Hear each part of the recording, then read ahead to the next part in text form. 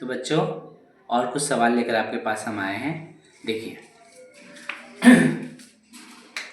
If a power x is equal to b power y is equal to c power z and abc is equal to 1, then to prove that xy plus yz plus zx is equal to 0।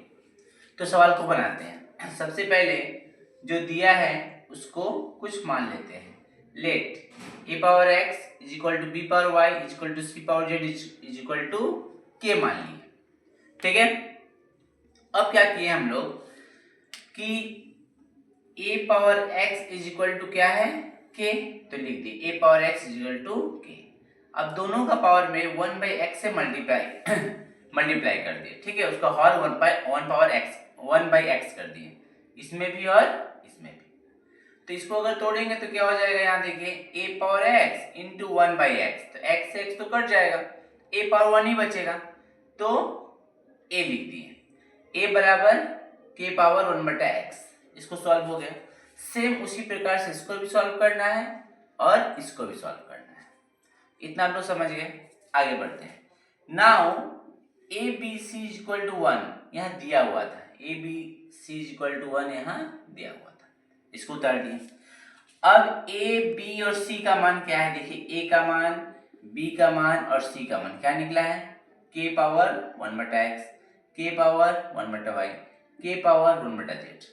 तो ए के बदले B के बदले और सी के बदले लिख दिए। इज इक्वल टू 1 था, 1 का value k power 0 is equal to 1 होता है, यहाँ हम शो कर दिए, कोई प्रॉब्लम नहीं होना चाहिए।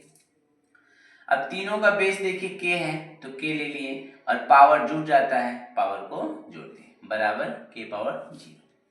अब यहाँ देखिए ये k और ये k ओमिट हो गया, दोनों का बेस, तो ऊपर क्या बचा 1/x plus 1/y plus 1/z is equal to 0।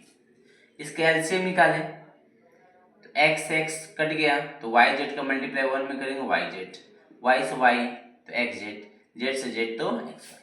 अब क्रॉस मल्टीप्लिकेशन होगा तो इसका मल्टीप्लाई नीचे में होगा, इसके नीचे कुछ नहीं तो 1 है तो वही उतर जाएगा, इसका मल्टीप्लाई 0 में होगा तो 0। बस यही हमको लाना था, इसी को हम सजा कर लिख दिए इज इक्वल टू 0, क्योंकि हमको सजा हुआ लाना था। यहाँ लिखा हुआ लिख लीजिए, लिखा है ना यहाँ पर, तो यही हमको 0 लाना था, यहाँ पर प्रूफ हो गया। ये आपका पहला सवाल था। अब दूसरा सवाल सॉल्व नहीं है, हम सॉल्व करके दिखा दे रहे हैं आपको। देखिए 49 power x is equal to 7 का क्यूब है, तो यहाँ हम देख सकते हैं, और 49 जो है 7 का स्क्वायर है, पावर में x था, ये 7 का क्यूब है।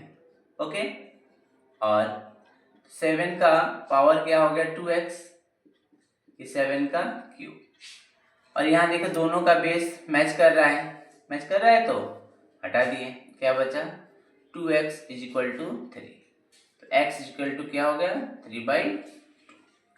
Okay, complete. Third number question में आते हैं। यहाँ दिया है 4 into 5 power x is equal to 500। हमको इसका वैल्यू निकालना है x पावर x का। ठीक है, निकालते हैं, देखिए फिर।